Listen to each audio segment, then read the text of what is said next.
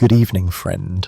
Tonight we're going to take a slow walk into a place that once promised safety, work and belonging, and quietly demanded far more in return. You don't need to hurry. You don't need to remember dates or names. Just follow the path and let the city reveal itself the way it would have, one sense at a time. The first thing you would notice long before you ever saw the walls was the smell. A medieval city announced itself from a distance, carried on the wind in leashes of smoke, refuse, animals, and human presence compressed into a space never meant to hold so many lives at once. These cities were not accidents. They were built deliberately for protection, trade, and opportunity. They were also built in a world that had no clear understanding of sanitation, disease, or long-term urban planning. By the later Middle Ages, some cities held tens of thousands of people behind stone walls, originally designed for far fewer. Those walls did not expand easily, but the population inside them did. Everyone had to pass through a limited number of gates, and everyone brought something with them: goods, tools, animals, habits from the countryside, and often illnesses that travelled faster than people realised. As you approached the gate, movement slowed to a crawl. Carts stacked up behind one another. Horses and oxen grew restless. Voices rose as guards inspected loads, collected tolls and decided who could pass and who would be turned away. Entry was not guaranteed. Cities were protective of their space, their food supply and their order. To be inside the walls was a privilege, not a right. Once you crossed the threshold, there was no gradual adjustment. The street pressed in immediately. Narrow lanes twisted between buildings that leaned toward one another, their upper floors jutting outward to reclaim precious space. Light filtered down in uneven patches. Sound echoed and lingered. The city felt alive, but also crowded in a way that made escape feel difficult. The street itself belonged to everyone and no one at the same time. People, carts, animals, refuse and water all moved through the same confined channels. There were no sidewalks, no clear boundaries between living, working and travelling. A butcher's stall might sit beside a home. A workshop might open directly onto the street. Above you, laundry hung from windows. Conversations drifted downward, and occasionally something less welcome followed. Quiet irony. This density was considered efficient. For a newcomer, the city could feel overwhelming. Bells rang to mark hours and obligations. Vendors shouted to advertise their goods. Metal rang from forges and workshops from dawn until nightfall. Smoke from hearths, kilns and industrial fires mixed into a permanent haze that clung to the streets and settled between the buildings. Even during the day, many parts of the city remained dim, cool and damp, and yet people kept coming. The countryside offered space and fresh air, but little certainty. Crops failed. Weather turned suddenly. Lords demanded rents and labour. Bandits roamed roads beyond the protection of the walls. Inside the city there was work, not easy work, but work that paid in coin, food or connections. The city was dangerous, but it was predictably dangerous, and that made it attractive. What many newcomers did not immediately understand was that medieval cities were not places built for individuals. They were places built for groups. Protection, opportunity, and even legal recognition depended on whether you belonged to the right social structure. At the centre of this system were the guilds. Guilds were associations of people who practiced the same trade: bakers, weavers, carpenters, smiths, merchants. On the surface they regulated work. Who could practice a trade, how goods were made, and what quality was acceptable. Beneath that they formed the backbone of urban life. A guild could provide training, access to tools, and a steady flow of customers. More importantly, it provided something far more valuable in a crowded medieval city: standing. If you belonged to a guild, you were known. You had people who could vouch for you, defend you in disputes, and speak on your behalf before city authorities. If you fell ill, your guild might assist you.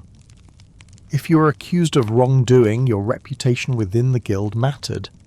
If you were injured or killed, your family might receive support. Your identity was not just personal, it was collective.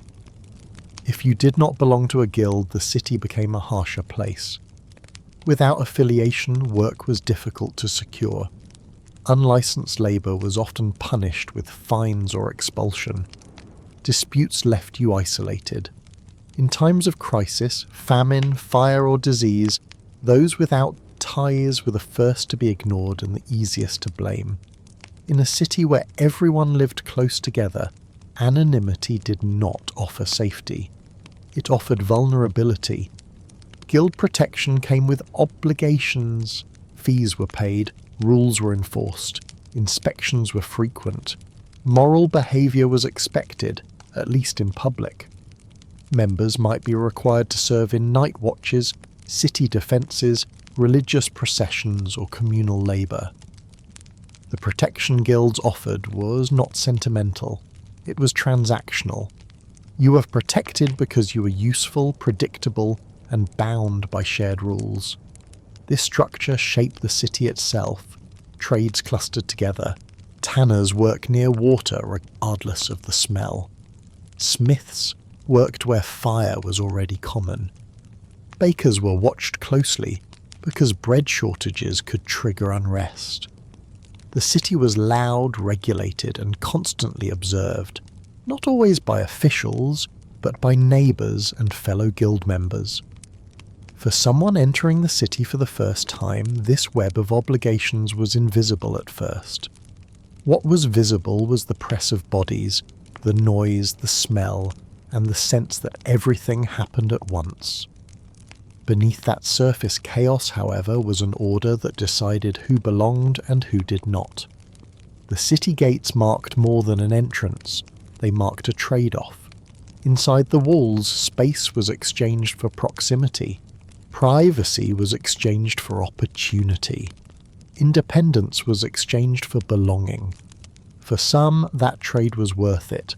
For others, it became a quiet trap. Once the gates closed at night, movement stopped. Strangers were watched. Doors were barred. Fires were banked low, if you were careful. The city settled into a tense stillness that lasted until morning when the cycle began again. If you were arriving for the first time, the city did not ask whether you would survive. It assumed you would adapt, quickly or not at all, and this was only the beginning. Once you had passed the gates and adjusted to the noise and pressure of the city, the streets themselves became the next challenge. They were not designed. They emerged.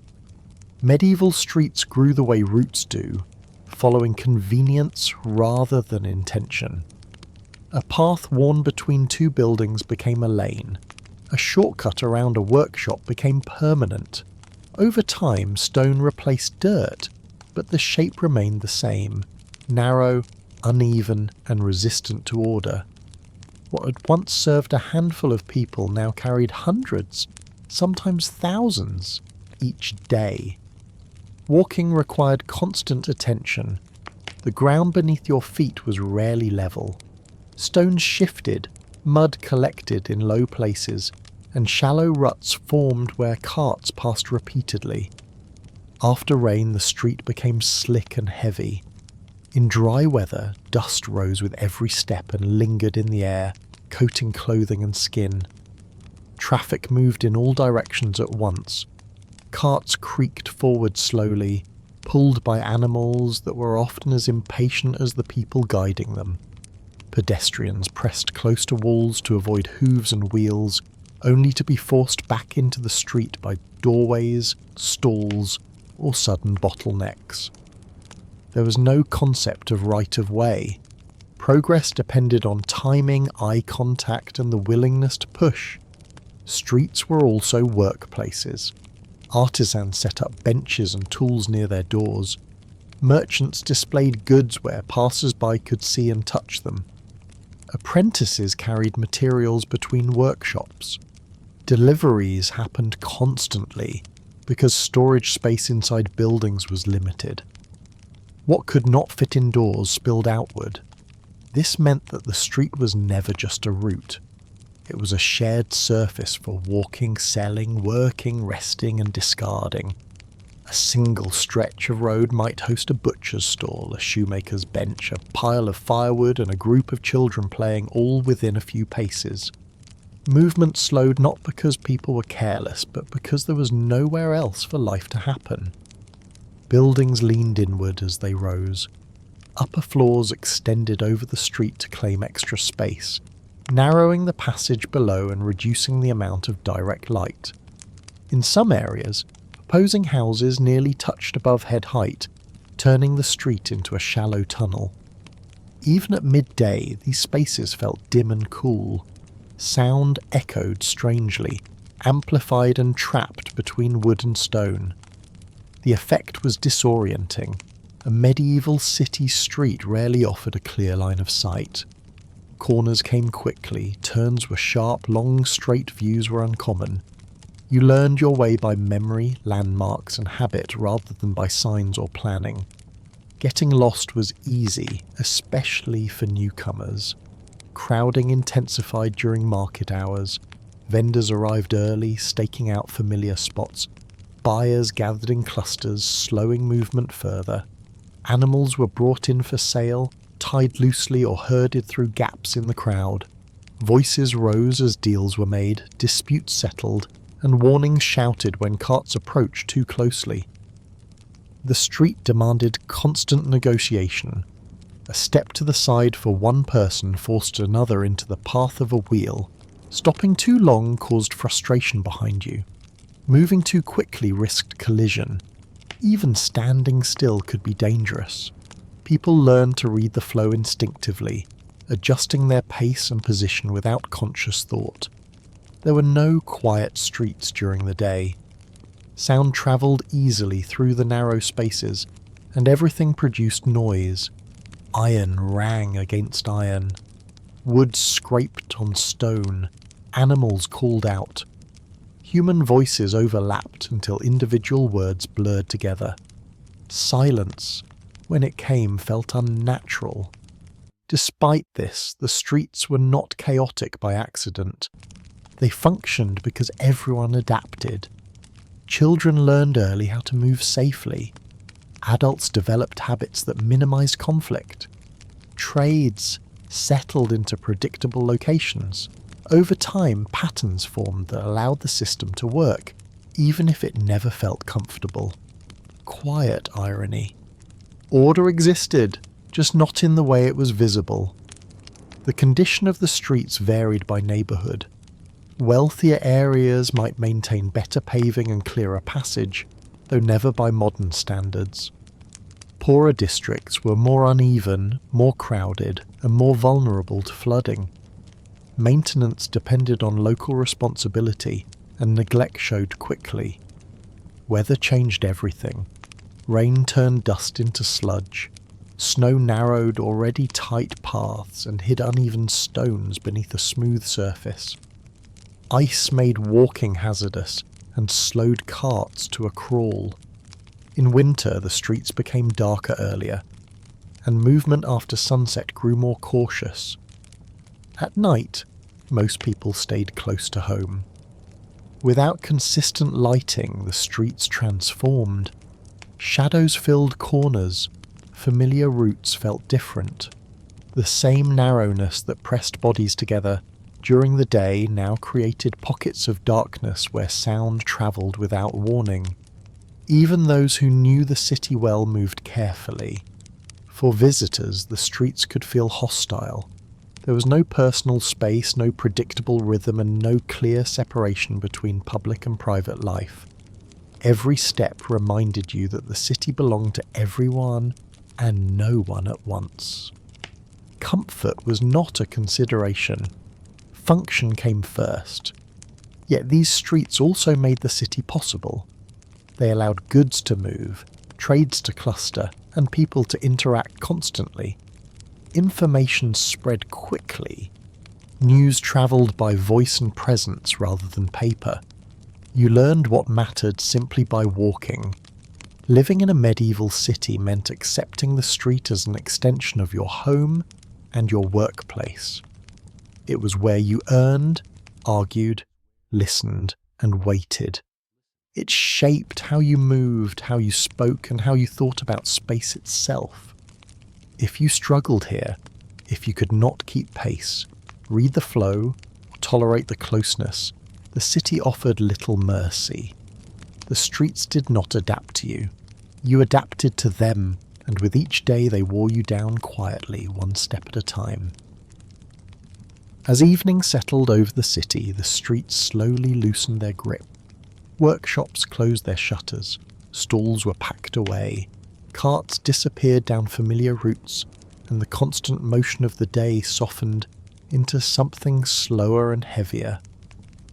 Bells marked the hour, not as an invitation but as a reminder that daylight was ending. Inside the walls, night changed the rules. For travellers, the question of where to sleep became urgent. Unlike the countryside, where space allowed for improvisation, a medieval city demanded decisions. Gates closed. Curfews were enforced in many towns. Wandering after dark invited suspicion. If you had arrived late or simply did not belong, you needed shelter, and quickly. This was the role of the inn. Inns were not quiet places. They were not designed for privacy or comfort in the modern sense. They were businesses built to absorb strangers, manage risk, and extract payment from exhaustion. An inn offered food, drink, warmth, and a place to sleep, but the quality of each depended almost entirely on how much money you carried. If you could afford it, you might be given a private room. Private, however, meant something very different than it does now. The room was small, sparsely furnished, and rarely exclusive in the way we would expect. Beds were often shared, not only between companions, but sometimes between strangers. Mattresses were stuffed with straw, chaff, or whatever material was available. They compressed unevenly and were rarely replaced. Sheets, when they existed at all, were not cleaned regularly. Washing linens required labour, water, fuel and time, all expensive resources. In many inns, bedding was aired out between guests rather than washed. The assumption was that whatever discomfort came with this arrangement was temporary and unavoidable. Travellers accepted it because they had little choice. Quiet irony. Privacy was available, just not cleanliness. For those with less money, the options narrowed quickly. Many inns offered access only to a common room. This was a large open space centred around a hearth or fire pit, where food was served and drink flowed freely. Benches lined the walls, tables were pushed aside as the night wore on. When sleep came, it did so publicly. Patrons slept where they could. Some curled up on benches, others lay on the floor near the fire for warmth. Cloaks doubled as blankets. Packs became pillows. There were no assigned places and no expectation of silence. Snoring, coughing, muttering, and the occasional argument continued well into the night. Beds were not guaranteed. In fact, for many travellers, the idea of a personal bed inside a city was a luxury. Sleeping upright against a wall or wrapped tightly in a cloak was common. Those who arrived late took whatever space remained, sometimes no more than a corner near the door. The common room did not empty when people slept. It remained open, shared and exposed. This openness served a purpose. Inns were responsible for their guests, and guests were responsible for one another. Theft was a constant concern. Keeping everyone in one space reduced opportunity and simplified blame. If something went missing, the list of suspects was short. Alcohol flowed freely in these spaces, often more safely than water. Ale and beer were staples consumed by all classes. As the evening progressed, judgment softened. Stories grew louder, tempers shortened. An innkeeper's job was not only to serve but to manage conflict before it turned dangerous. Not all inns were equal. Some catered to merchants and officials, offering better food and stricter rules. Others served labourers, sailors or pilgrims, trading comfort for affordability. Reputation mattered. Travellers learned quickly which inns were safe, which were rowdy, and which were best avoided altogether. Women travellers faced particular challenges. Respectable lodging was harder to find, and safety depended heavily on circumstance. Some inns segregated sleeping spaces by gender when possible. Many did not. Travel itself was risky, and the inn reflected that reality rather than correcting it. Even those who lived in the city sometimes used inns. Homes were crowded. Visitors arrived unexpectedly. Fires, illness, or disputes could push someone temporarily into public lodging. The boundary between resident and traveller was thinner than it appears from a distance. As the night deepened, the inn took on a different character. The fire burned lower, conversation slowed, bodies settled into stillness, though true quiet rarely arrived. Outside, the city darkened. Without widespread lighting, streets became uncertain. Inside the inn, at least, there was warmth and witnesses. Sleep came lightly. You slept knowing you were not alone.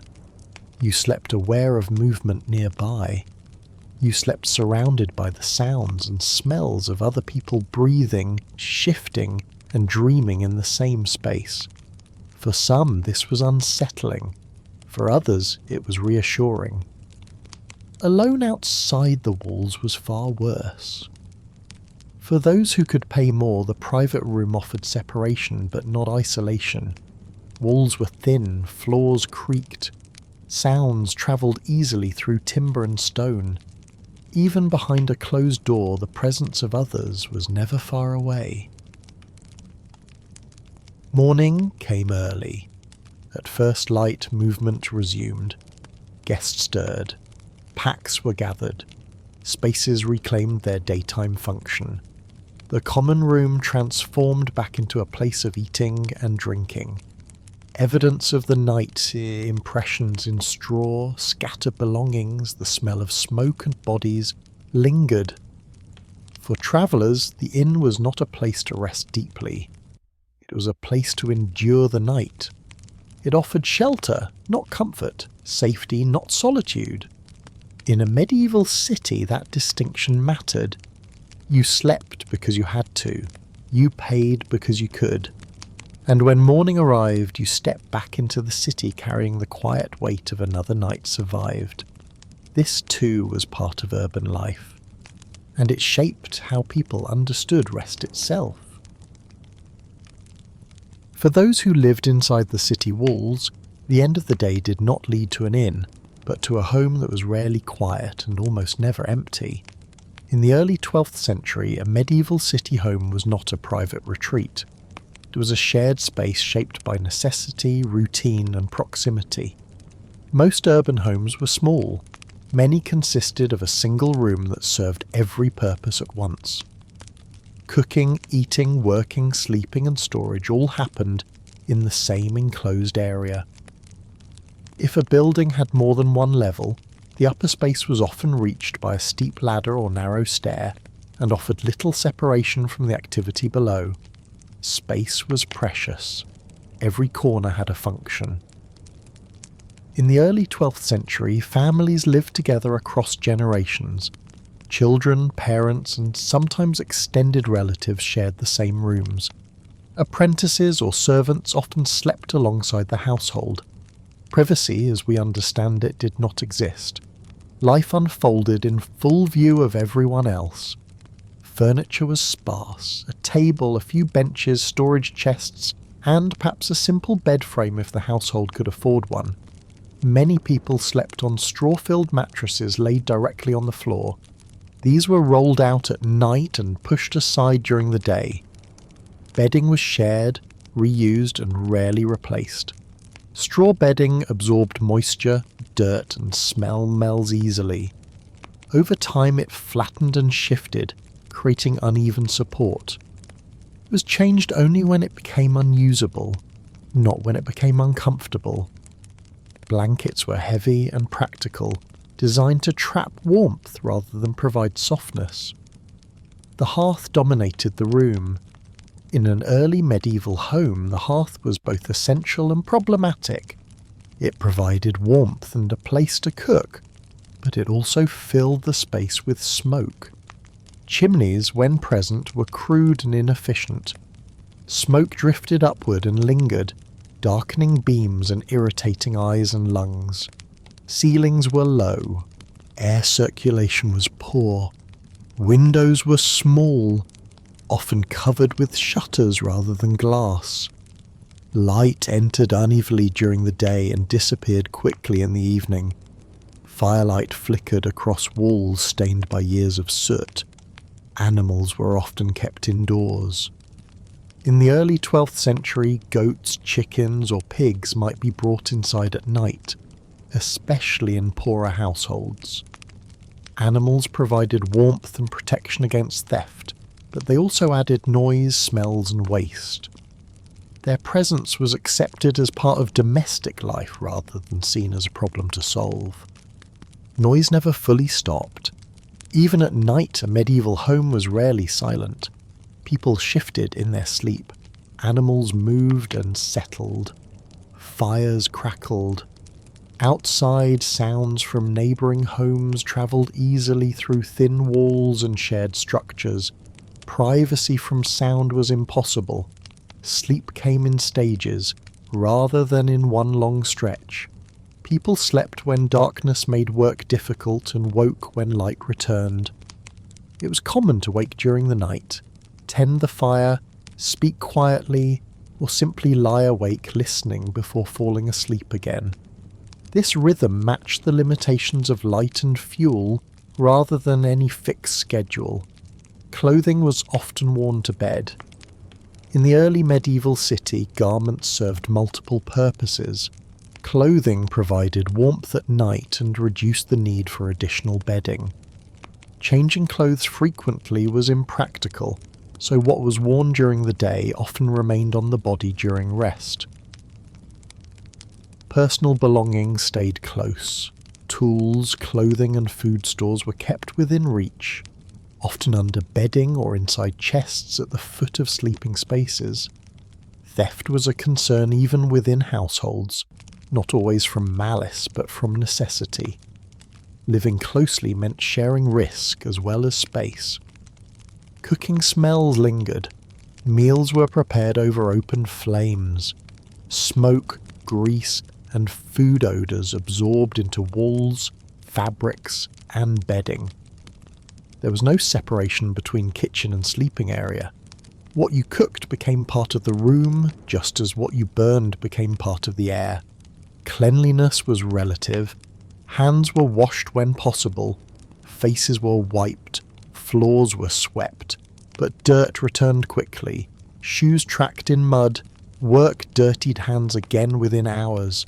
Smoke settled everywhere. The home never fully reset. It was maintained, not refreshed. For those who lived above their workshops, the boundary between work and rest was even thinner. Tools were stored nearby.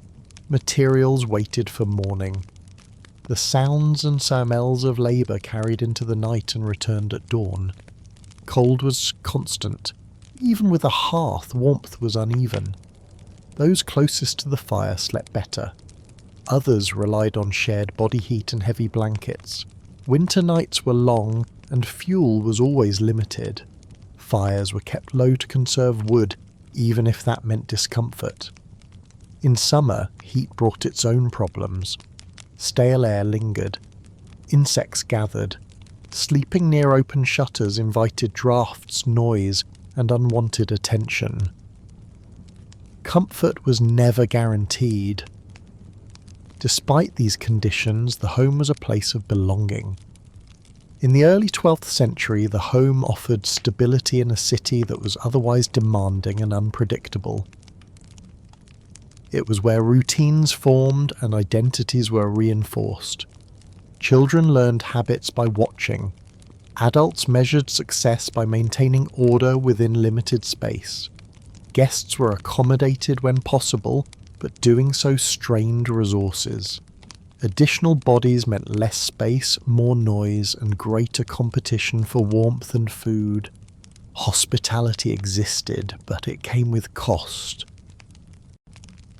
Illness spread easily in these conditions. Close quarters meant that sickness moved quickly through households. There was little isolation and no understanding of invisible causes. Care was provided collectively, often at the expense of everyone else's rest and comfort. Yet daily life continued. The early medieval home was not designed for ease. It was designed for survival within constraint. Every aspect of it reflected the balance between limited resources and constant need. For someone accustomed to space, privacy, and quiet, this environment would be overwhelming. Rest was shallow, air was heavy, noise was constant. Even moments of stillness were shared. By morning, the household stirred. Bedding was folded away. Fires were rebuilt. Animals were let out. The room transformed back into a place of work and movement. Nothing stayed fixed for long. This was life inside a medieval city home. Crowded, functional, and unrelenting. It offered shelter, but little escape. And for anyone experiencing it for the first time, it made clear that survival inside the walls required endurance long before danger ever appeared. Water shaped daily life in the early 12th century city more quietly than fire or crowds, but with consequences that reached just as far.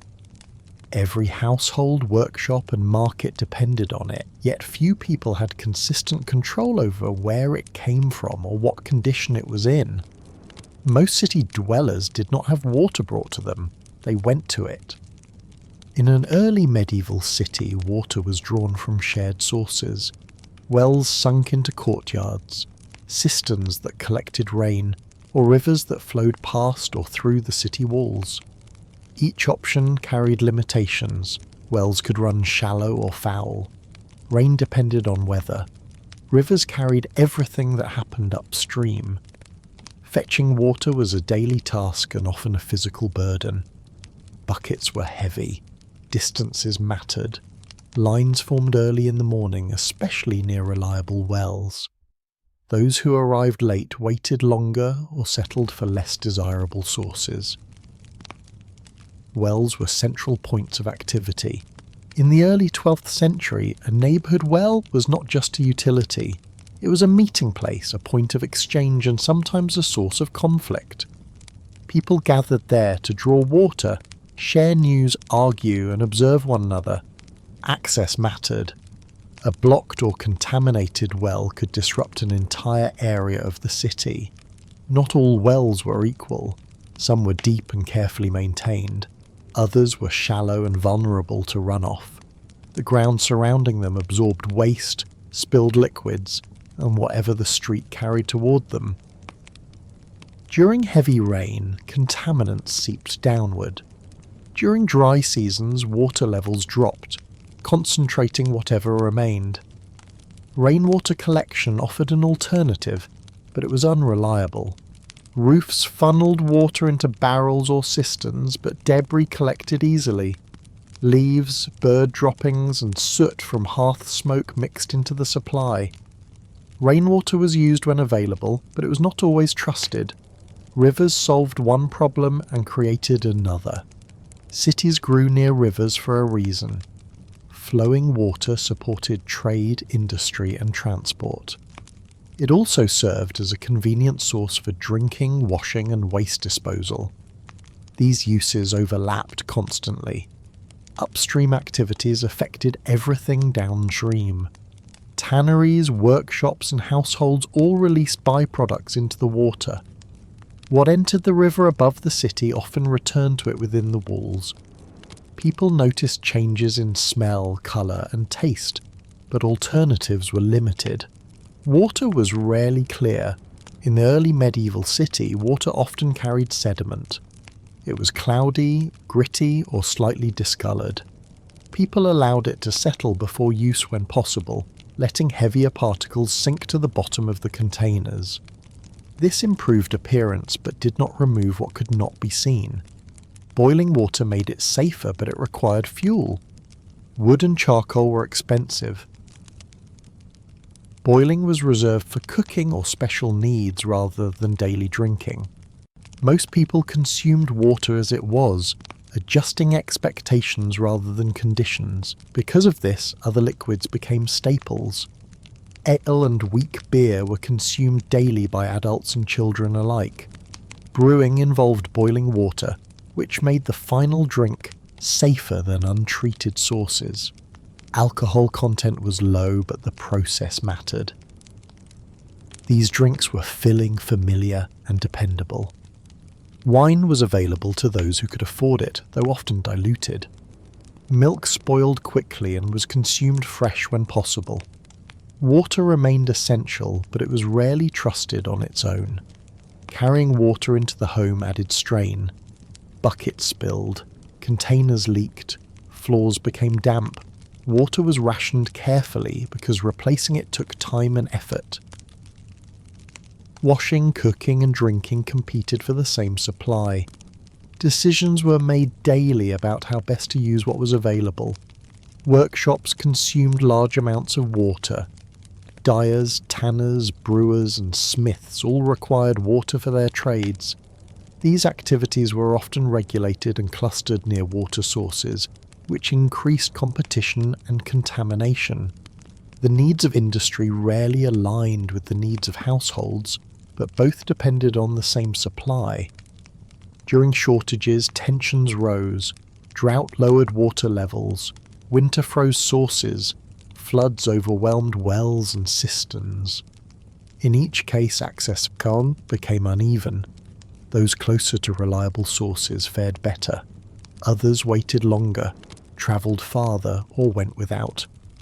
Water carriers sometimes filled the gap. In some early medieval cities, individuals earned a living by hauling water for those who could pay. This reduced effort for wealthier households and added another layer of dependence for those who could not afford the service. Illness often followed water problems, though the connection was not always understood. People noticed patterns: sickness after floods, after long dry periods, or after changes in taste. But explanations varied. Bad air, divine displeasure, or seasonal imbalance were often blamed instead.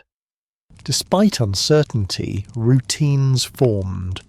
Water was fetched at familiar times, containers were reused, sources were favoured or avoided based on reputation. Knowledge passed quietly from neighbour to neighbour about which wells were safest and which should be avoided. Children learned early how to carry water without spilling it, how to wait their turn, and how to recognise when a source had changed. These skills were part of growing up in the city. The effort never stopped. Unlike food, which could be stored, water demanded constant attention.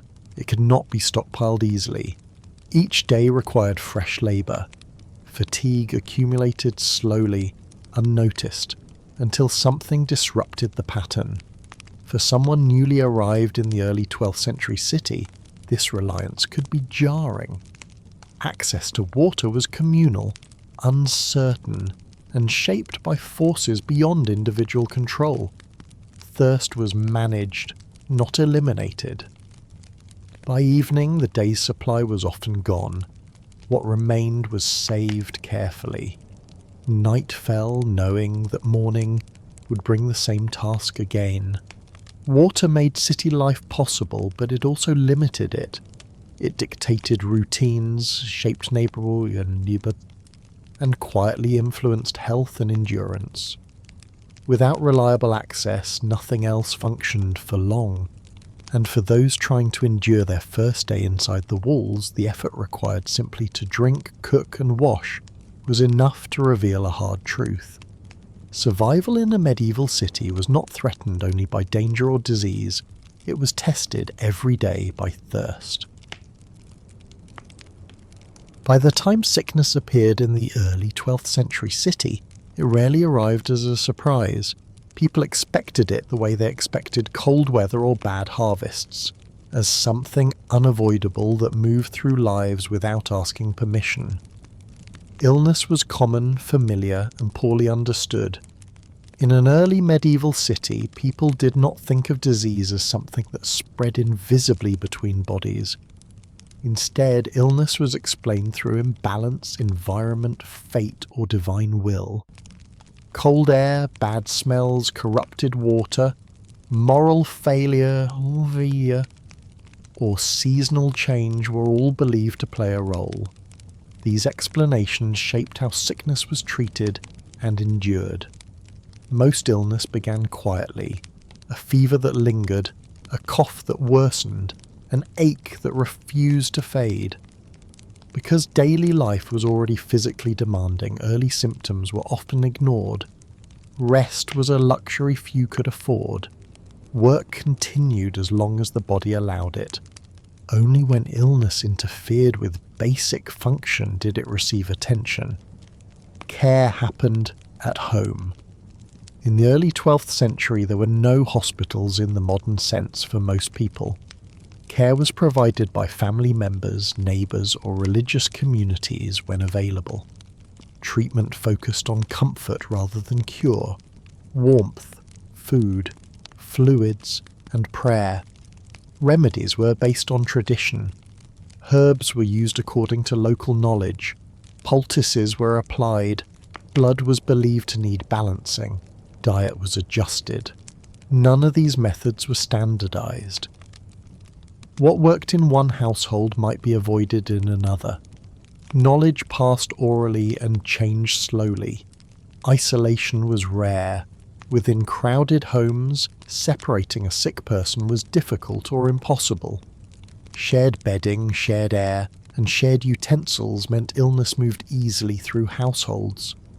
When one person fell ill, others often followed. Children were especially vulnerable. Their smaller bodies struggled to recover from fevers and infections. Childhood illness was common enough to be expected. Survival was uncertain, and loss was woven quietly into family life. Grief was real, but it was not unusual. Seasonal illness shaped the city's rhythm. Winter brought respiratory sickness as people crowded indoors. Summer brought digestive illness as food spoiled and water sources changed. These patterns were observed even if their causes were misunderstood. People adjusted behaviour where they could, closing shutters, changing diets, or avoiding certain places during outbreaks. Public response was limited. Cities did not have organised systems to manage illness across populations. When sickness spread widely, markets slowed. Work paused. People stayed indoors if they could. Religious processions were held. Appeals were made for protection and mercy. Blame often followed illness. When disease spread, people looked for reasons. Outsiders, travellers, or marginalised groups were sometimes accused of bringing sickness into the city. Fear narrowed sympathy. Illness tested social cohesion as much as physical endurance. Recovery was uneven. Many people recovered quickly, others lingered in weakness for weeks. Chronic illness limited a person's ability to work and increased dependence on others. In a city where productivity mattered, long-term sickness carried social cost. Death was present, but not constant. While illness was common, death was not inevitable. Many survived repeated sickness and built resilience over time.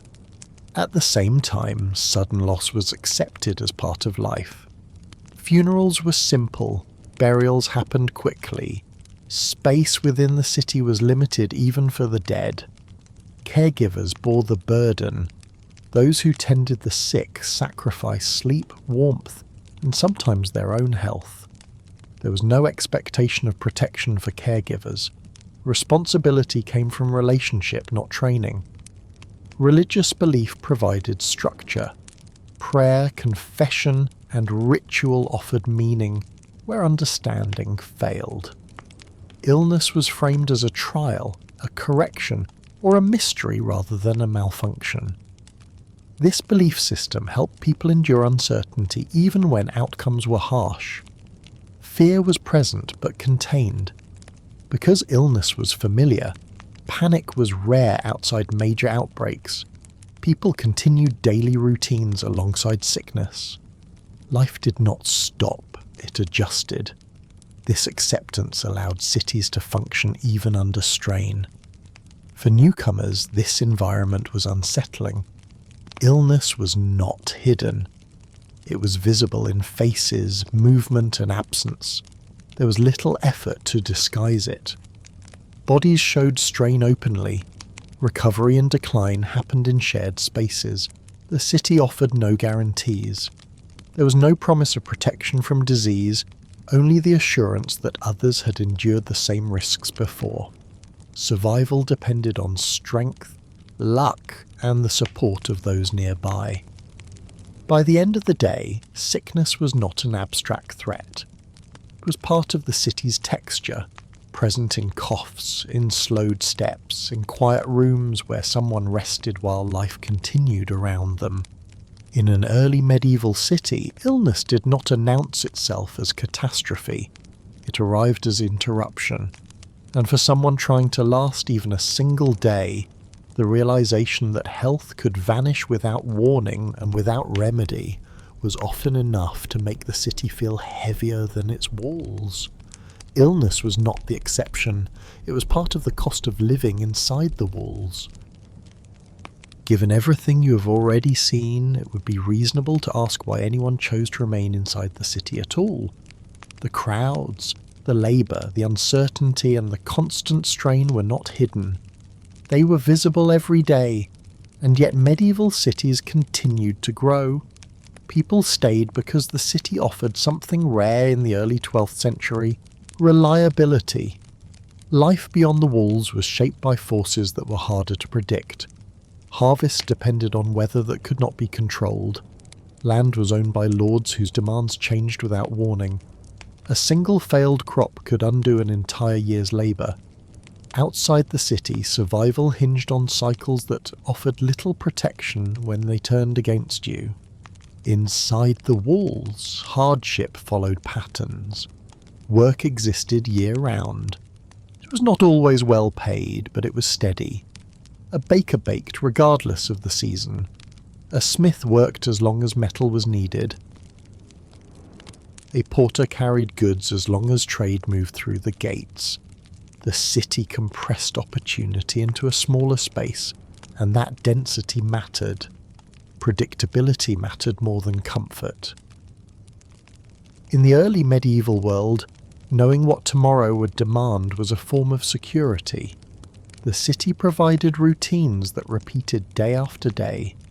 Bells marked time, markets followed schedules, workdays unfolded with familiar expectations. Even hardship became manageable when it followed known rhythms. People also stayed because the city offered belonging. Rural life could be isolating. Villages were small. Ties were tight but fragile.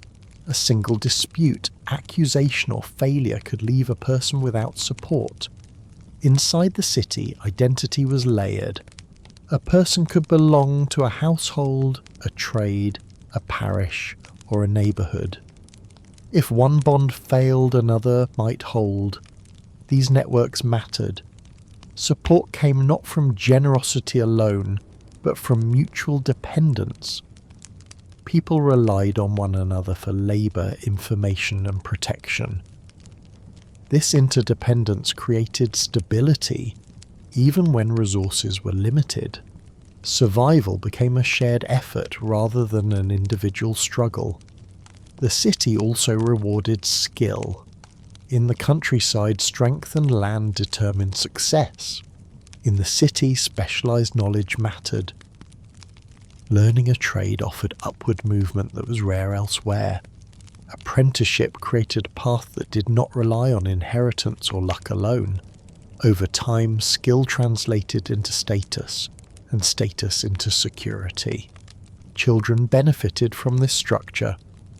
Growing up inside the city meant exposure to trades, routines, and social systems that prepared them for adult life. Skills were visible. Work was learned through observation and repetition. Even hardship served as instruction. Children understood early how to navigate crowded spaces, negotiate relationships, and contribute to the household. The city also offered protection. Walls were more than symbols. They deterred bandits, slowed attackers, and concentrated defense.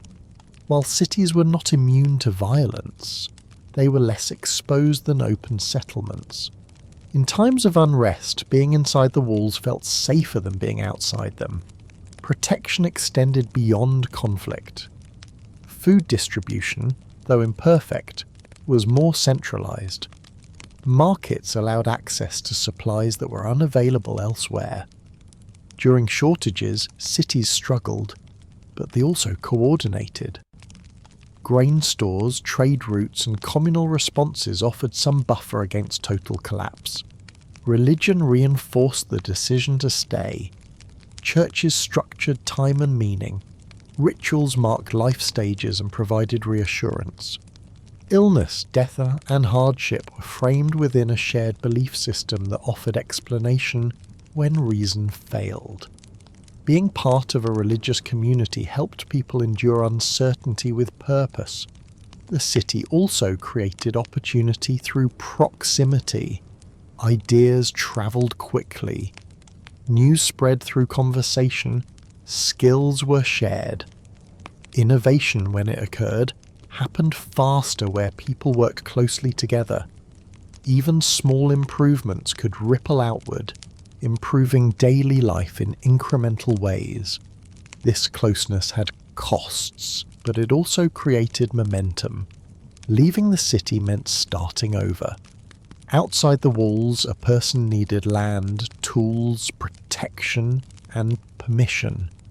Inside, those requirements were distributed across systems. A person could arrive with little and still find a place. That possibility mattered deeply to those with limited options. Failure inside the city was not final. If one job ended, another might be found. If one household collapsed, another could absorb its members.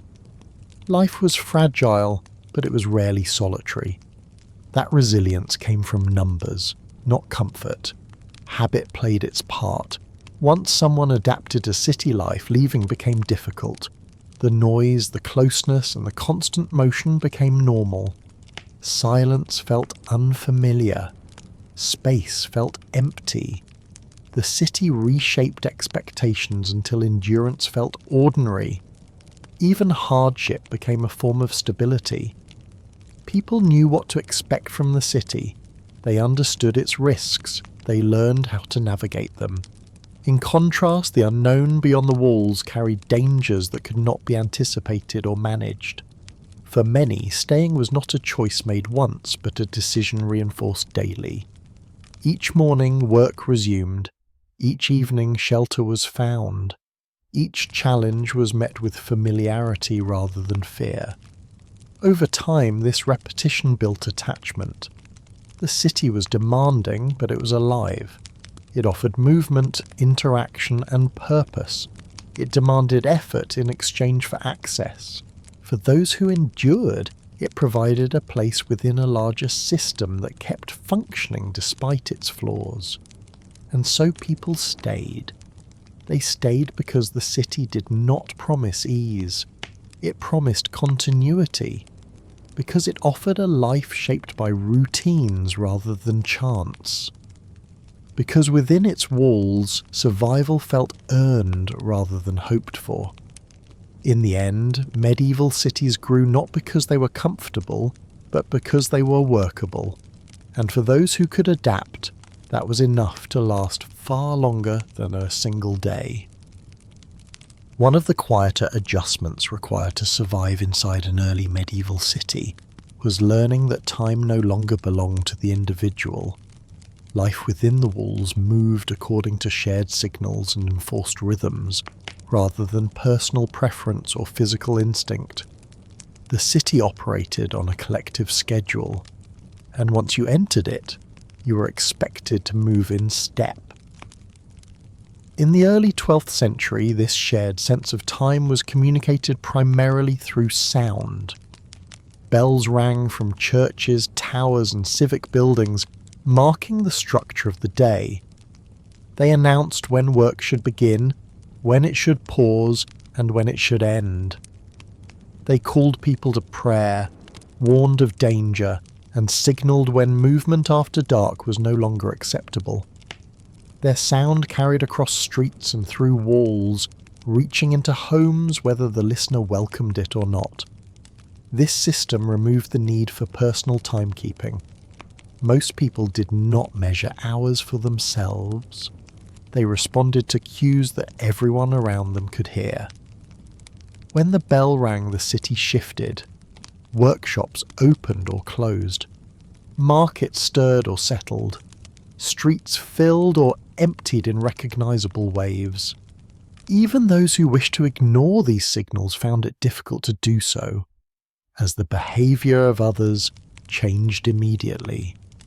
Morning bells shaped the start of the day. They signalled that labour should begin and that the city was waking together. Apprentices reported to their masters. Shop shutters were opened. Deliveries moved through narrow streets. Being late stood out. Absence was noticed. The rhythm of the city depended on participation, and failing to keep pace carried consequences. As the day progressed, additional bells divided time into manageable sections. They marked pauses for prayer, meals, or shifts in work. These interruptions were not optional, even for those who did not attend services. Activity slowed and resumed collectively, creating predictable patterns of movement and rest. Over time, these rhythms became internalized, replacing any natural sense of pacing. Evening bells carried a different weight. They warned that daylight was ending and that the city expected stillness to follow. In many early medieval cities, curfews limited movement after dark, shops closed, gates were secured, streets grew quiet.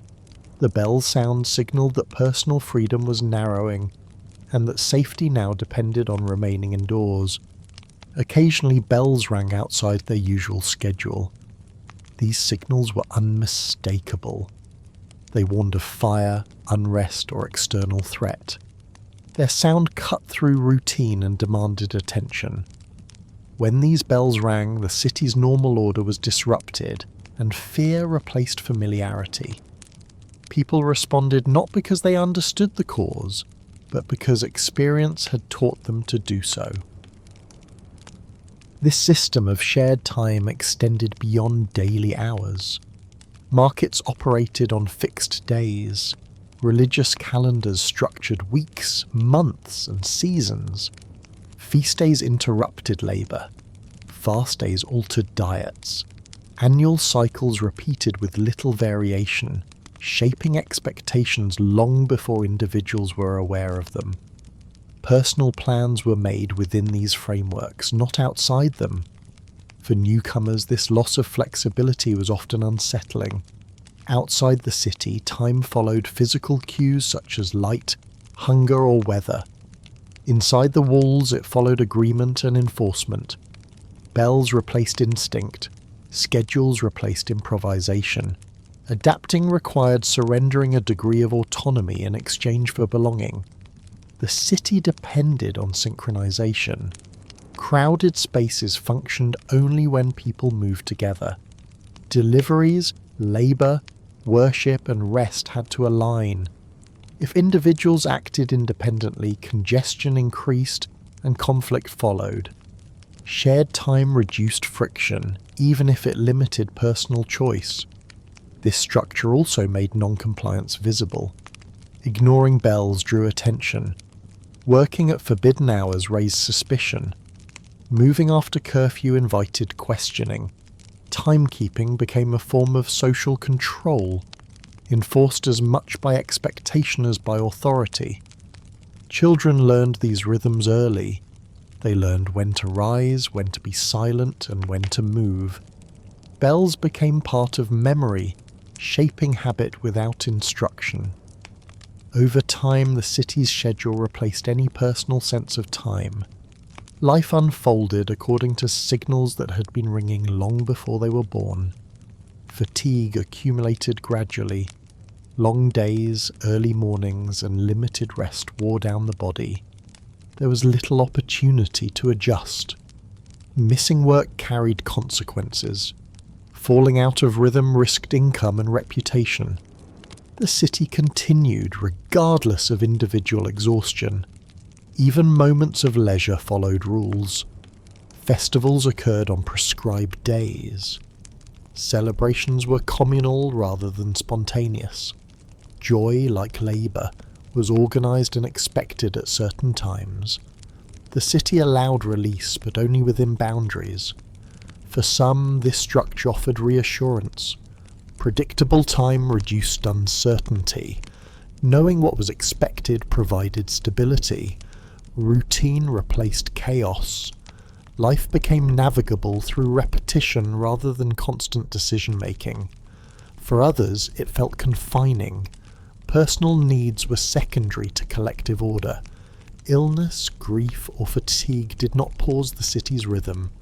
Bells rang regardless of circumstance. The city moved forward whether you could keep up or not. At night, silence returned briefly. Without bells, darkness stretched. Sleep came when it could. Even then, the knowledge of morning lingered. The next bell would come, as it always did. Time resumed its grip with the return of sound. In the early medieval city, time was not owned. It was borrowed. Each day followed a pattern set long before any individual arrived. Participating meant yielding control in exchange for access, work, and protection. For someone accustomed to choosing their own pace, this constant external regulation could feel oppressive. The city did not ask how you felt. It asked whether you were present when required. By the end of a single day, the realization became clear. Survival inside the walls depended not only on strength, endurance, or luck, but on the ability to move in rhythm with everyone else. The city demanded alignment, and it did not slow for those who fell behind. In the early 12th century, life inside a medieval city was shaped as much by rules as by walls. These rules were rarely written down in a way most people could read, yet they governed daily behaviour with remarkable consistency. They existed to manage density, movement and conflict in a place where thousands of people lived within a limited space and where disorder could spread quickly. Urban authority in the early medieval city was local and visible. Justice did not arrive from distant courts or professional officials. It lived in ward leaders, town elders, guild representatives, and civic officers who were known by sight. These figures were embedded in the same streets and neighbourhoods they regulated, which meant enforcement was personal, immediate, and difficult to ignore. Most rules addressed ordinary actions rather than serious crimes. They governed when markets could operate, where goods could be sold, and how trades were practiced. In the early 12th century, bakers were required to produce loaves of consistent size. Brewers were expected to meet agreed standards, and merchants were restricted to certain streets or stalls. These regulations were enforced not to promote fairness, but to prevent unrest in crowded marketplaces. Justice was practical rather than philosophical. When disputes arose, they were handled quickly. Evidence relied on witnesses and reputation rather than investigation. Written records were limited, and testimony mattered more than documentation. Decisions were made in public spaces such as market squares, guild halls, or near church doors, where authority could be seen and acknowledged. Punishment favoured fines because labour mattered. Imprisonment removed a worker from the city's economy and created an additional burden on communal resources. Monetary penalties allowed the offender to return to work while reinforcing authority. Payment restored order and served as a warning to others who were watching. In the early medieval city, fines were common and wide-ranging. Selling outside approved markets, using false weights, blocking streets with materials, failing to maintain property, or working during prohibited hours could all result in penalties. These offences were often minor in isolation, but their cumulative effect threatened stability if left unchecked. Wealth shaped outcomes. Those with means could absorb fines and continue with little lasting impact. Those without struggled. Failure to pay could lead to confiscation of goods, exclusion from trade, or public consequence. Justice did not account for hardship. It responded to disruption. The system favoured continuity over compassion. Public punishment reinforced this structure. Stocks, public shaming, or temporary exclusion relied on visibility rather than severity. Reputation mattered deeply in the early 12th century city, where opportunity depended on trust and familiarity. Being publicly marked as an offender carried consequences that extended beyond the punishment itself. Violence was discouraged because it disrupted order, not because it was morally condemned. When fights occurred, they were resolved quickly, often through fines or compensation rather than confinement. Responsibility was assigned based on witness accounts and local standing. The goal was to restore stability, not to determine intent. Guilds played a central role in maintaining order. In the early medieval city, trades regulated their own members, enforcing standards and resolving disputes internally when possible. This reduced the burden on civic authorities and reinforced discipline within professions. A guild member's actions reflected on the entire group, creating pressure to conform. Belonging offered protection. Those known within a neighbourhood or trade were more likely to receive leniency. Reputation acted as informal insurance. Outsiders lacked this protection. Newcomers were watched closely, their actions scrutinised more carefully. In times of tension, blame often fell on those without established ties. Rules extended into domestic life. Fire hazards, noise, waste disposal, and property maintenance were regulated because they affected neighbours directly. In the early 12th century, private actions were rarely private for long. Living closely meant being observed constantly, and behaviour that crossed shared boundaries drew attention. Knowledge of the rules was uneven. Many regulations were communicated orally through proclamations, enforced through custom, or learned through observation. Notices were sometimes posted on wooden boards or announced in marketplaces, but understanding depended on experience. Ignorance offered little protection. Learning often occurred through consequence. Justice moved quickly because delay threatened order. Disputes were resolved as they arose, leaving little room for appeal. Acceptance came from necessity rather than satisfaction. The city could not afford prolonged uncertainty. Authority itself was constrained by proximity. Officials lived among those they regulated. Abuse of power carried risk, as reputations were visible and retaliation possible. Authority depended on continued cooperation rather than distance or force alone. Fear maintained compliance quietly. Most people followed rules not because punishments were severe, but because disruption endangered livelihoods. Stability allowed work to continue. even imperfect justice was preferable to chaos. Children learned these limits early. They observed consequences in public spaces. They learned where to stand, when to speak, and how to behave in markets and streets. Rules became habits long before they were understood as law. Movement through the city required awareness. People learned which behaviours attracted attention, which streets were closely watched, and which times allowed flexibility. Survival depended on navigating these patterns as much as on physical endurance. For newcomers, the system felt unforgiving. Mistakes carried visible consequences. Adjusting required vigilance. The city offered opportunity, but only to those who learned its rules quickly. Despite its flaws, this framework allowed the early medieval city to function. Without constant regulation, crowded life would collapse into conflict. Rules created predictability, even when they felt uneven. Justice aimed less at fairness than at continuity. By the end of the day, the realization settled quietly. Inside an early 12th century city, survival required more than strength or luck. It required constant awareness of expectations that governed ordinary actions. Learning them took time, and time was rarely offered freely. Justice in the medieval city was not distant or abstract. It lived in streets, markets and neighbourhoods, shaping behaviour through routine enforcement rather than spectacle.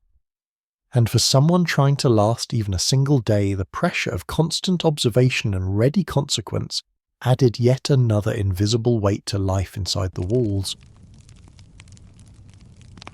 When people imagine the life of a medieval knight, they picture the action, the charge, the clash, the banners lifting in the wind. Almost no one imagines the quiet hours that came afterward, when a knight set aside the weight of his armour and stepped into a different kind of obligation. The slow, endless work of keeping his equipment alive. Steel didn't maintain itself. Leather didn't stay soft without care. A destrier wasn't just a mount. It was a living partner that demanded grooming, feeding, and patience. And so long after the drills ended and the morning sweat had dried, the knight began another kind of labour, quieter, steadier, and every bit as essential as combat training. The first task was usually the weapons, not because they were glamorous, but because they were vulnerable. A sword dulled after only a few hours of real use. Even drills wore the edge unevenly. The knight would sit near the hearth or in the open-air courtyard, depending on the season, with a whetstone resting across his knee. The rhythmic scrape of metal against stone filled the quiet, a steady, almost meditative sound. He moved the blade with slow, practiced strokes, drawing it along the whetstone, feeling the faint vibration travel up his arm.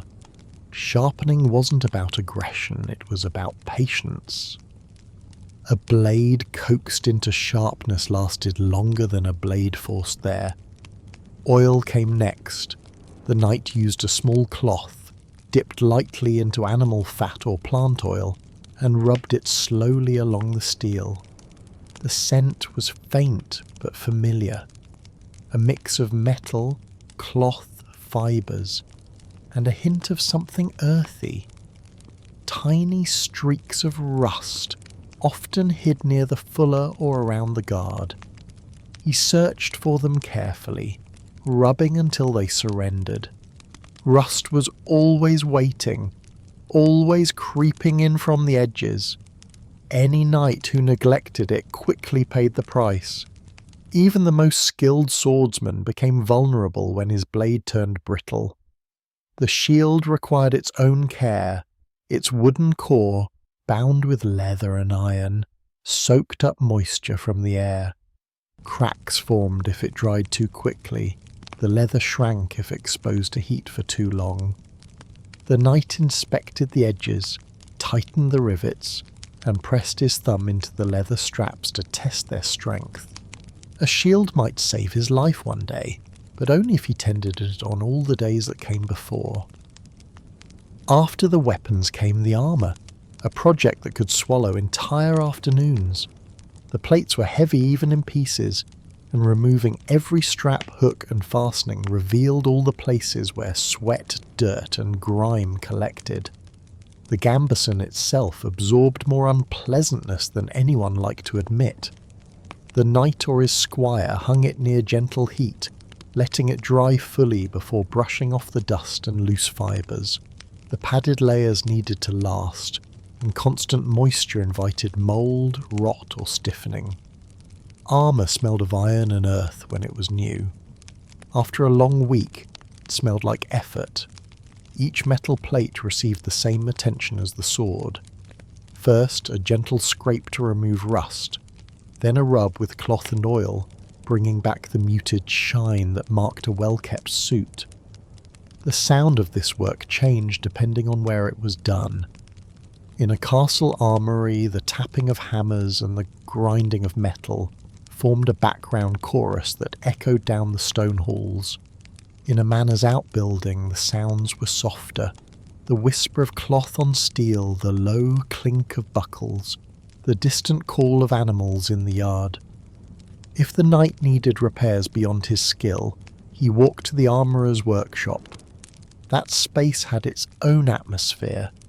Metal dust in the air, the constant scent of heated iron, and the rhythmic clatter of tools striking metal. Sparks flew in short bursts as the armourer hammered out dents or reset rivets. The workshop glowed dimly, lit by embers and the flicker of lanterns. The knight watched patiently as the armourer worked, knowing that a single cracked plate or weakened joint could determine the difference between a glancing blow and a fatal one. Maintenance wasn't optional. It was woven into survival. Then came the destrier, the knight's partner in every sense. Before anything else, the horse needed attention. The destrier stood tall, muscular, and always slightly restless, chewing at a bit of hay or stamping a hoof against the packed dirt floor. Grooming it was slower and gentler than weapon maintenance. The knight moved a brush over the horse's coat, gliding it through thick hair, loosening dust and sweat left from training. The smell of hay, warm animal scent, and old leather filled the air. The horse leaned into the brush with quiet approval, its weight shifting in response to the knight's steady hand. Tack, the saddle, reins and straps, required just as much effort as the armour.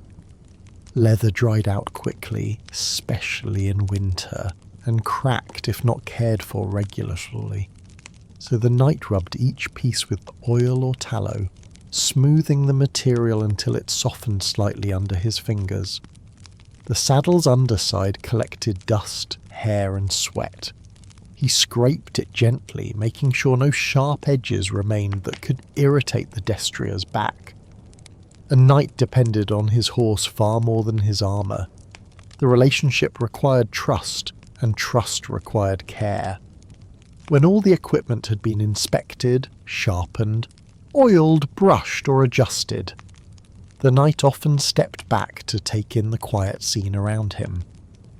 The courtyard or stable felt peaceful in a way the rest of the day never did. Birds called from the manor roof. The wind moved through open doorways. Tools rested in neat rows.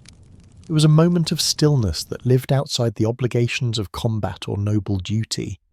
Here, everything slowed. Maintenance didn't glorify knighthood, it grounded it. Sometimes these tasks fell to squires, especially after difficult days, but even then, the knight supervised. A loose strap or a neglected patch of rust could cost a life. Every knight knew stories of equipment failures, a shield strap snapping mid-blow, a cinch fraying at the wrong moment, a dulled sword glancing uselessly off armour. These weren't dramatic legends, they were ordinary warnings. So even when the squire worked, the knight watched closely, offering pointers, testing weight, adjusting angles. the kind of routine that built trust between them. As the afternoon light faded, the knight often felt a quiet satisfaction settle over him. Not pride, just the reassurance that tomorrow's battles, drills, or patrols would begin with equipment ready to serve.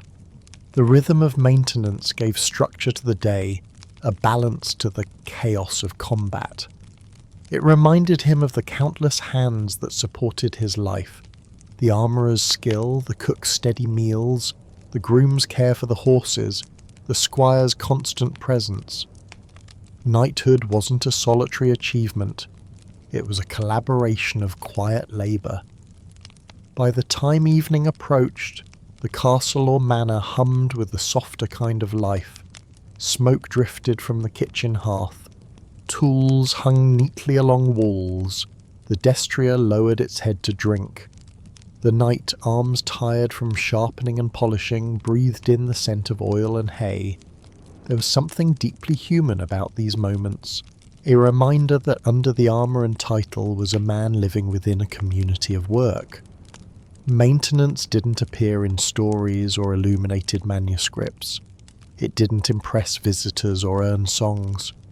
But it shaped every moment of a knight's existence. Without it, armour failed, weapons weakened, and horses fell ill. With it, a knight stayed alive.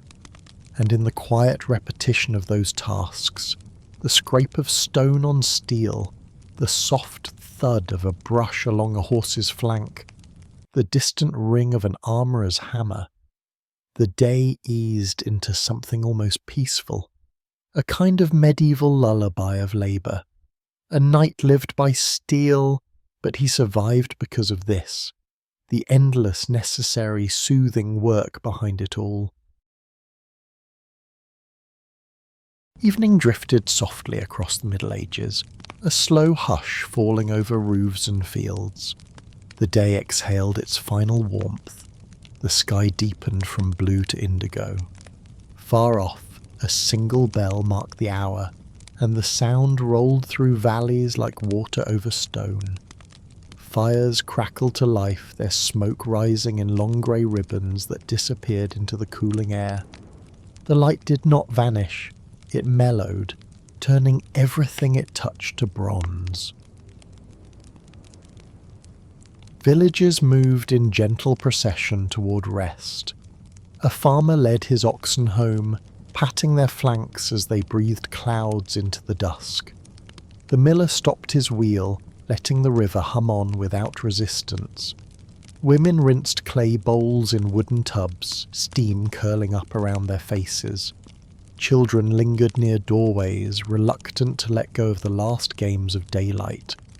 The medieval world shifted from motion to memory, each sound fading like a candle burning low. Inside a medieval cottage, supper was modest but hard-earned. Barley stew simmered near the hearth. A loaf of coarse bread sat beside it, edges crisp from the day's oven. A jug of weak ale passed from hand to hand. Conversation was spare but contented. A few murmured hopes about weather and harvest, a small joke about a neighbour's stubborn goat. Outside, a rooster, confused by firelight, called once more before quieting for good. In the manor halls, servants gathered the remnants of the feast. Platters clanged, dogs waited patiently for scraps, and musicians played soft airs that echoed off the stone. Candles flickered in high sconces, spilling light down tapestries that told stories no one truly remembered. The lord leaned back in his chair, eyes heavy. The lady counted the hours until dawn through the glass of her wine. Even wealth was powerless against weariness. The monks of the Middle Ages ended their long day at Compline. Voices rose unhurried, carrying through arches and across courtyards washed in torchlight. When the final Amen fell, the abbey sighed into silence. One monk lingered in the scriptorium, quill suspended above ink, afraid to blot the page. Another closed a heavy door, listening to its echo until it faded. In the garden, dew had already formed upon the leaves. It glimmered like quiet prayer. They would sleep on straw and wood, wrapped in wool, trusting obedience more than comfort. Beyond the abbey walls, taverns glowed like embers. Laughter spilled into the lanes, mixed with the clink of mugs and the scrape of stools across dirt floors. A minstrel sang about a knight who lost his horse but kept his pride, and everyone laughed, though no one believed the tale. At another table, travellers compared the price of salt in 3 different kingdoms and agreed that all kings overcharged. The air smelled of ale, wax, and humanity, a mingling of everything fragile and enduring. Out in the countryside, the roads emptied. Pilgrims huddled under hedges, their cloaks damp with evening mist.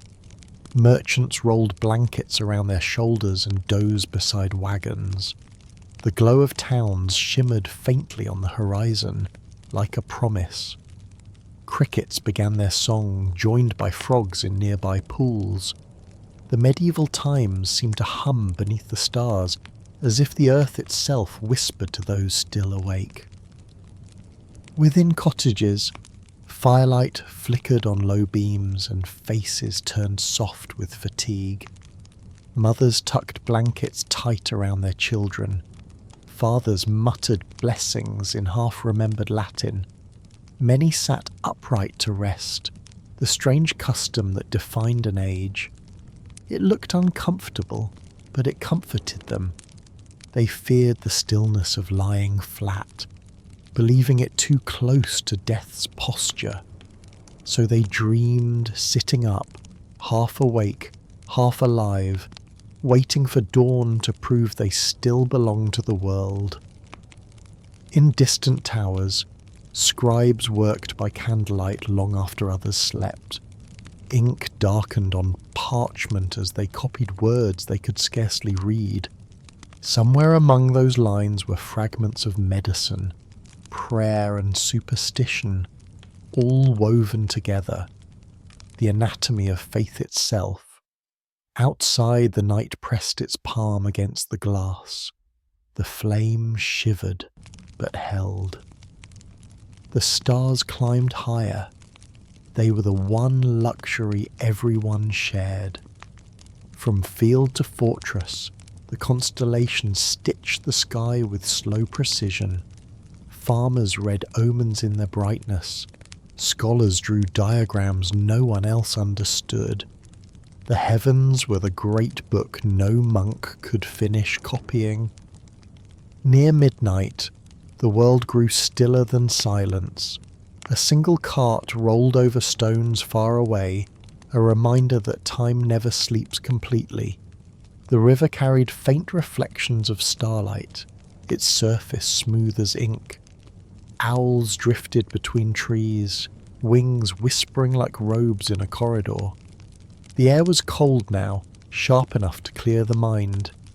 This was the hour when the Middle Ages seemed eternal, when even the weary believed the world might stay suspended forever in its breath. In that quiet, dreams took hold. A blacksmith dreamed of sparks that turned to fireflies. A mother dreamed of her son returning safely from war. A monk dreamed of the sea, though he had never seen it. And perhaps somewhere a noble dreamed of sleeping flat at last, just to know what freedom felt like. The night deepened, layer upon layer, until it felt almost solid. The torches in the streets guttered, shutters closed against the cold. The laughter of taverns dulled to murmurs, then to memory. What remained was the rhythm, the pulse of the medieval world breathing in unison. Work and prayer, fear and faith all blending into a harmony older than words. The stars kept their posts, the wind softened to nothing, and the sleepers, upright in their narrow beds, in slightly toward tomorrow. The Middle Ages had earned their rest. though they never quite surrendered to it. The world waited with them, poised between motion and mercy. By the end of your first full day inside an early 12th century city, nothing catastrophic has happened to you, and that is precisely the point. You have not been attacked, imprisoned, or driven out. You have simply moved through the city as thousands of others did, following its rhythms, obeying its signals, and adapting your expectations moment by moment, and yet the cumulative weight of that experience has already begun to settle into your body and mind. The early medieval city does not overwhelm through spectacle. It overwhelms through persistence. From the moment you passed through the gate that morning, the city asked you to change how you moved, how you waited, how you listened, and how you rested. Streets narrowed your pace, crowds redirected your attention, sounds replaced sight as the primary way you navigated space. Even standing still required awareness, because stillness itself could become an obstruction in a place where everything was shared. Nothing inside the walls was designed for comfort in the modern sense. Early 12th century urban life was built around function, proximity, and repetition, not personal ease. Every system you encountered existed to keep the city operating under constant pressure, and each of those systems demanded something from you in return. Time, energy, attention, patience, all were spent continuously, often without clear moments of recovery. Rest never fully arrived. Whether you slept in an inn, a private household, or a shared room above a workshop, your rest was shaped by others. Bodies shifted, fires crackled, animals moved. Sounds carried easily through timber walls and low ceilings. Sleep came lightly and left easily, interrupted not by danger, but by the normal life of the city continuing around you. Even when you closed your eyes, the city did not. Your body felt the environment almost immediately. The air carried smoke from countless hearths. The water you drank tasted unfamiliar and was never quite trusted. Food filled you, but it did not refresh you. Clothing absorbed the day and returned it to you at night. Cleanliness was temporary, effortful, and quickly undone by the surroundings themselves. In the early 12th century, these sensations were not interpreted as problems. They were conditions. People who lived inside the city did not expect relief from them. They expected endurance. They learned which discomforts could be ignored and which required adjustment. They adapted through habit rather than resistance. Over time, their bodies and expectations aligned with the city's demands. Yours have not. Time itself pressed inward. Bells structured your day whether you wished them to or not, pulling you into collective movement and collective stillness. Work began when it was signalled to begin. It paused when the city paused. It ended when daylight and authority said it should. Your own sense of pacing became irrelevant, replaced by the need to remain synchronized with everyone else. Rules reinforced this pressure quietly. You learned quickly that behavior was observed, corrected, and remembered. Small missteps carried consequences not because they were serious, but because the city could not afford inconsistency. Justice moved quickly, favouring order over explanation. Belonging offered protection, but belonging itself took time to earn. Water had to be fetched again and again, food had to be obtained within narrow windows, space had to be shared without complaint, noise had to be tolerated, smells had to be accepted. The city did not offer choices so much as paths, and deviation from those paths required energy you were already spending elsewhere. By evening, fatigue was not dramatic, but it was complete. Your muscles were tired not from a single exertion, but from constant adjustment. Your mind was tired not from fear, but from attention. You'd spent the entire day reading space, reading people, and reading signals, all without the benefit of familiarity or trust. In the early medieval city, this was normal. For those who lived there, these pressures faded into background awareness. Children learned them early, adults internalized them fully. The city became navigable not because it changed, but because its residents did. Endurance replaced comfort as the measure of success. For you, however, the contrast is immediate. The city does not care that this is your first day. It does not slow its rhythm or soften its edges. It assumes adaptation, not accommodation. Each system you encounter expects compliance, and each one takes a small portion of your energy in return. None of them alone would be enough to break you, but together they leave very little unclaimed. Even safety is conditional.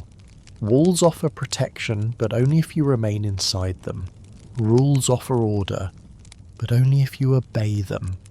Community offers support, but only if you belong. Every benefit requires alignment, and alignment requires surrendering parts of yourself that you may not realize you're losing until they are already gone. As night returns and the city quiets, you are not met with relief so much as pause. Darkness brings stillness, but it does not bring restoration. Fires are banked low, doors are barred, bodies settle into shared spaces. Tomorrow's demands wait patiently, unchanged by your exhaustion. In the early 12th century, surviving the city did not mean overcoming danger. It meant absorbing strain. Those who lasted did so by adjusting expectations downward, by learning when not to react, by accepting that discomfort was not a failure of the system, but evidence that the system was working as intended. The city did not promise ease, it promised continuity. By the end of this first day, that truth has already made itself known. You are not defeated. You are simply tired in a way that sleep alone will not fix. Tired from effort without progress, from attention without reward, from constant participation in systems that do not pause to acknowledge the individual moving through them. And that is why lasting 24 hours would be difficult. Not because the medieval city was uniquely cruel, but because it demanded adaptation faster than most people could manage, and because it required endurance before offering belonging. Those who succeeded learned to become part of the city's rhythm. Those who could not were worn down quietly, one ordinary day at a time. The walls would still stand tomorrow, the bells would still ring, the streets would still fill. Whether you could rise and meet them again is the question the city never stops asking.